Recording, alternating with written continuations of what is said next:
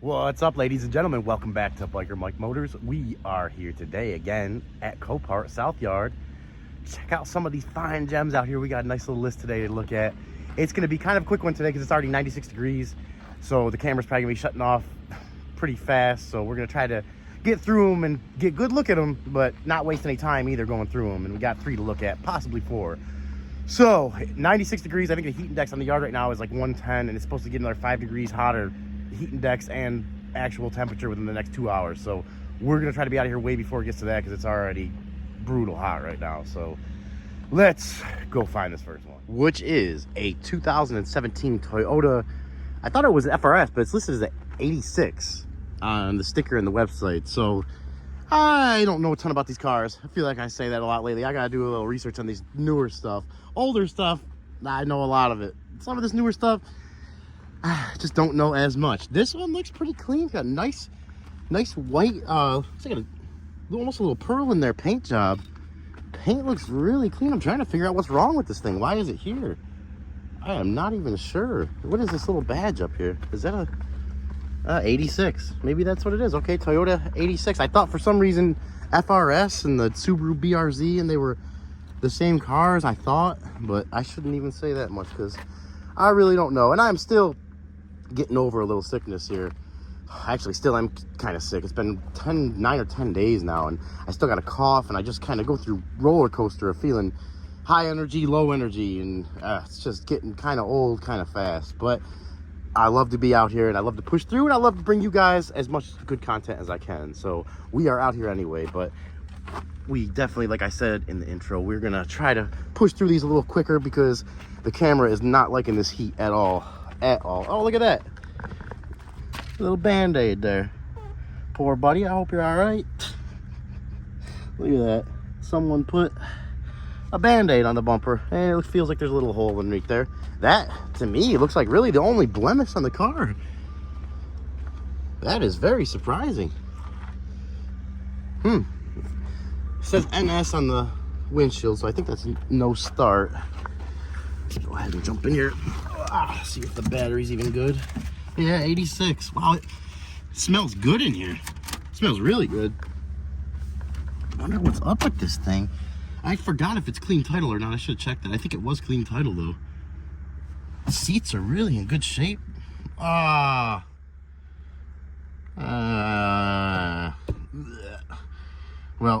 I guess if you guys have watched any of my previous videos, you'll know what kind of person I am when it comes to this type of car and that type of transmission. This should be stick shift. I don't know why anyone would want this car automatic. My own personal opinion. I don't know the other people out there. Well, oh, there goes my water. Keep it in my pocket because it's actually staying cooler in my pocket than it is outside. We got a lot of clouds up here too. I would love for one of these clouds to give me a little break in the sun here for a minute. All right, guys, we got 2 minutes and 17 seconds out of the camera before it overheated. That's how hot it is out here. And if you guys can see in this 2013 Lincoln MKX that we found, has some great AC, thankfully, has the temperature gauge on here, 104 degrees right now it's reading. So the yard out here is probably 115 plus heat index because it is a humid day as well.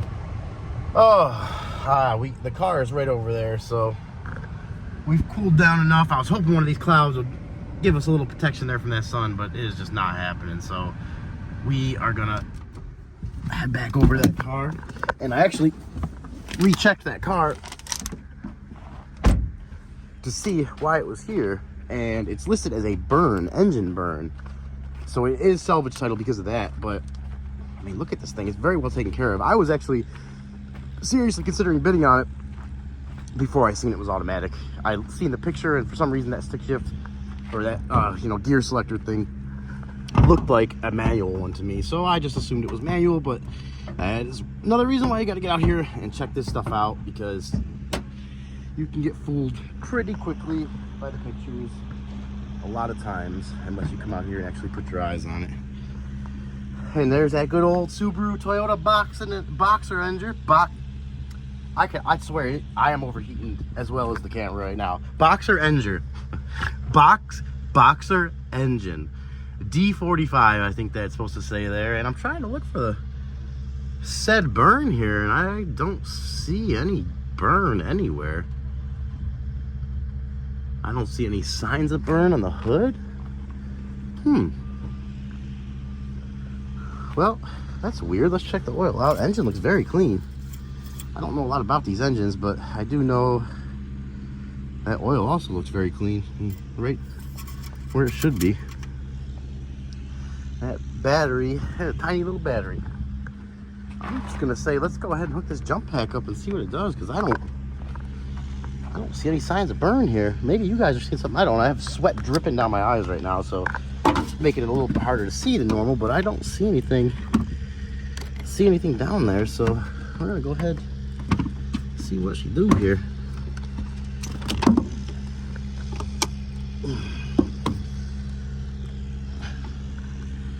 Okay, the battery's got juice to it. Let's go ahead and put this right on the terminal.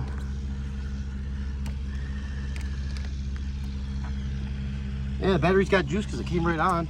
I just want to be very aware of, you know, kind of watching everything here. If I see any smoke or anything, I'm immediately going to disconnect that before I even try to start this. You want to be very careful with that kind of stuff. I mean, not only do I not want to cause any damage, I definitely, even more importantly, don't want to cause any injuries. That's kind of weird there too. You see that? Looks like the oil is kind of leaking around there. Not a huge deal. Well, she's clicking and making noises. It is listed as a non-runner.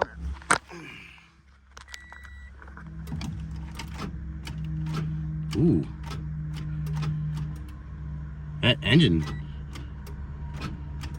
sounds like a locked up engine to me. Wow, interesting. Okay. Well, I'm not going to waste any much more battery on that. Yeah. Yeah, 124,399 miles. Yeah, it's not, that feels like a locked up engine, and that is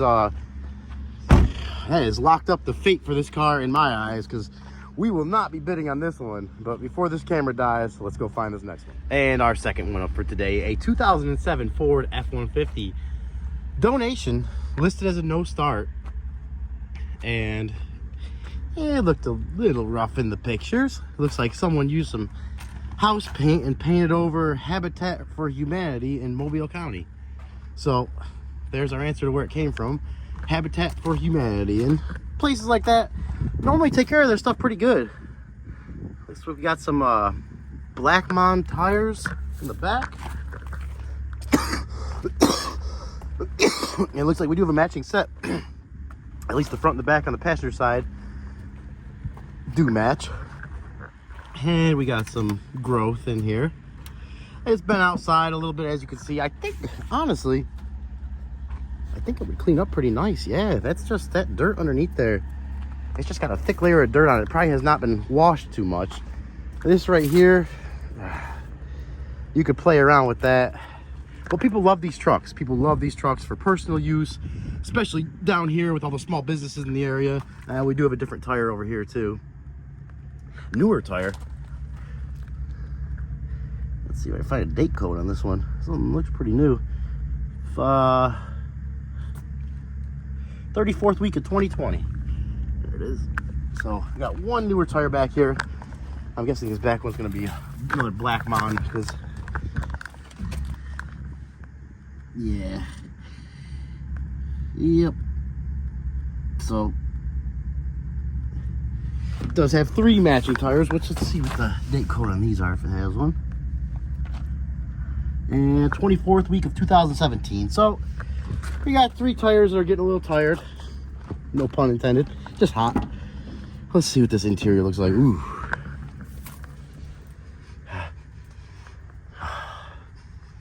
It smells like a work truck. It smells like dirt and a little bit of BO. And we have no keys. Man, it was listed as a no start. I forgot to even look to see if it was listed with having keys. That is cool, is the extra opening door back there for the back half, but oh man, this thing, I was hoping she'd have a little more potential to her, but let's at least check this engine out. Try to get an idea of maybe it could be worth bidding on, because I've had really good luck with any of the F-150s I've had. older, you know, all the way from the 90s to the 2000s like this, all of them good sellers. All have been good sellers over the years. I think this one is the 4.6 Triton in it, which is a good motor. See if we can find the thing to open it here. There we go. Oh, there we don't go. There we go. Oh yeah, they took the battery right out of it. Oh, there's no oil cap on it either. Wow. If that is not a telltale sign, let's see what it looks like in that engine. See if we can get in there a little bit. You guys see anything in there? Anything crawling around, living in there? Yeah, not a good sign. Not a good sign. Let's just check the transmission fluid for the heck of it. And it looks like it's ready to be changed. But it's there.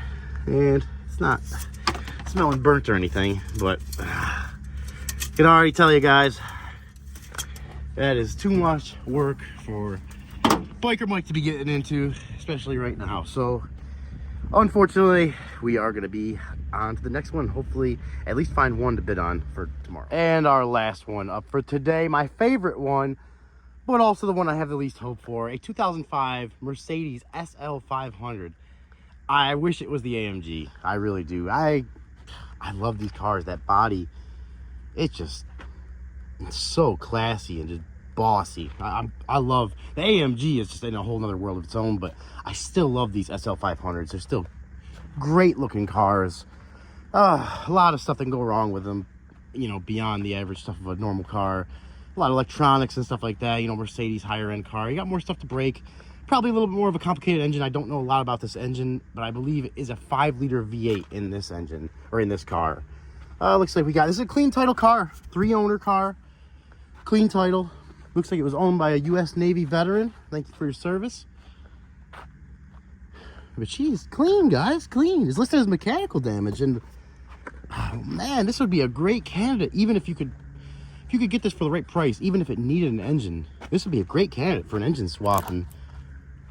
And someone, yeah, someone's been in here wiping off some stuff. To me, that seems like, I didn't even check the front window, but I bet there is a needs key, odometer, mechanical, 515. So a couple months ago, it was probably at, oh yeah, here we go. It was at probably another auction. Someone tried to get this off, but they didn't really spend too much time doing it. So this went through auction. Most likely a dealer bought it, realized it had more issues than they want to deal with, and here it now comes to Copart. So let's see if we can find a date code on this tire, because this is definitely one that would give us more of an idea of the last time this thing was actually being driven. I do not see any date codes on there.